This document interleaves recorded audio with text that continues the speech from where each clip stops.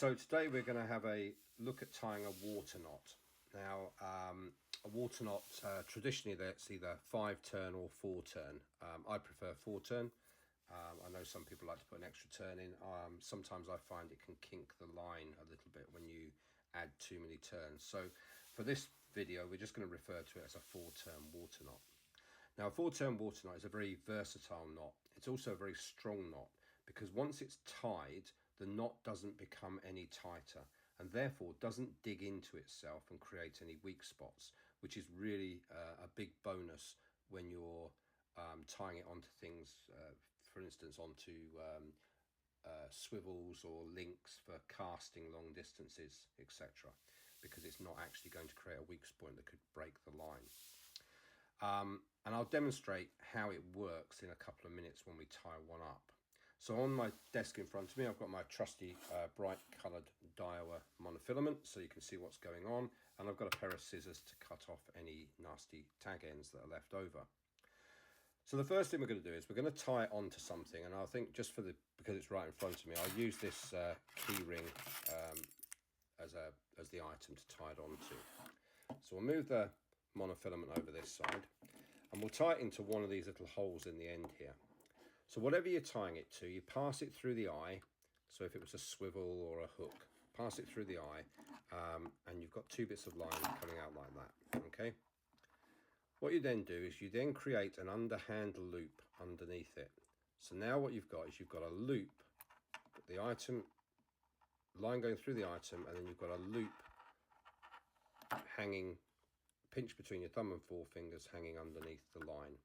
And what you're going to then do is always give yourself enough tag end, because otherwise it can be quite tricky to do this. But what you want to do is you want to put your finger in here and you're going to pass that line, that tag end, through the middle 4 turns. Okay, as I say, some people like to do 5. I prefer 4. I think 4's much easier to work with. Oh, dropped it off. Didn't have enough tag end. Own cardinal sin. So 1, 2,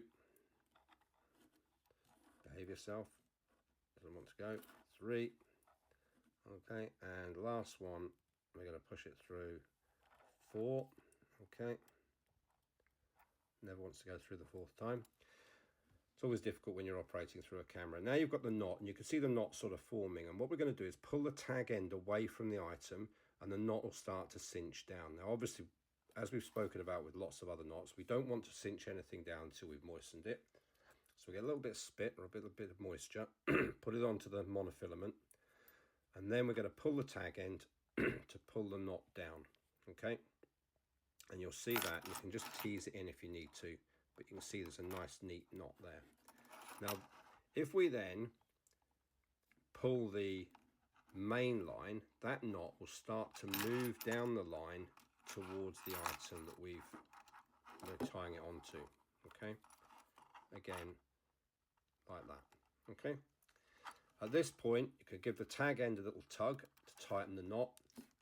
Now from that point, the knot will not get any tighter because anything you're doing now is that knot is already tied and it's then just sliding up and down the main line, okay? So you can see that, opened it up.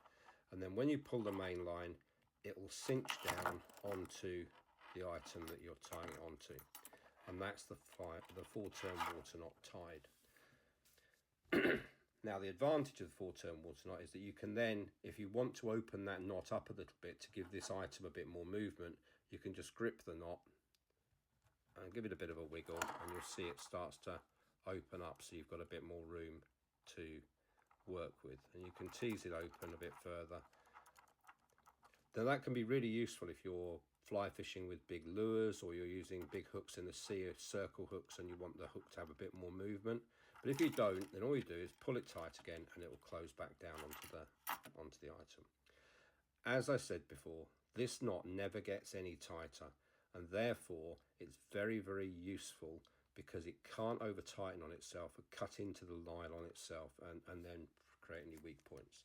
So it's a very useful knot, particularly if you're tying it onto thick items like this, where a conventional knot wouldn't cinch down properly and could in effect come off.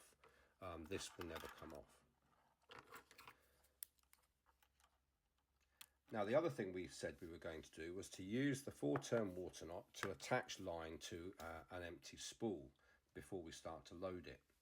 So to do this, what we're going to do is we're going to take our nylon, and then what we're going to do is we're going to use our 3 fingers on this hand as if they were the spool. So we're going to wrap the line around the 3 fingers, and we're going to grip it between our thumb and forefinger. Okay. What we're then going to do is we're going to take the tag end and we're going to form a loop, exactly the same as if we were tying it onto a piece of an item, such as a hook or a swivel, or as we did before, that key ring. And we're going to take this tag end and we're going to put it through the loop, that loop, and around the main line 4 times. So that's 1. It's not behaving itself today. Let's do it again. So we'll do it this way. 1, 2, 3, 4. And we're going to grab the tag end and we're just going to pull that back up to start to cinch it down. As we mentioned before, we're always going to wet our knots and wet the nylon, okay? And then we're going to pull the tag end, and this time we want to pull that tag end quite tight because we're going to trim the excess off before we finish tightening the knot down, okay? So pull that tight. We're then going to take our scissors and we're going to trim off the tag end, and we're going to leave a little bit here because we've started to tighten it down and we've not tightened it completely. We're going to leave a little bit of excess. Oh, scissors aren't very sharp. Okay, so now what we've got is we've got a looper line with the knot up here. So we're going to take the spool and we're going to take that loop and put it over the top of the spool, and then what we're going to do is we're just going to tease this knot down towards the spool. Okay, it should work its way down anyway. Okay, and when we get to the bottom we're just going to pull it tight, okay, like that. And now that's now tightened down nice and tight onto the spool, and we're then able to just then put the spool back onto our reel, open the bail arm, put the spool back on and reel it on.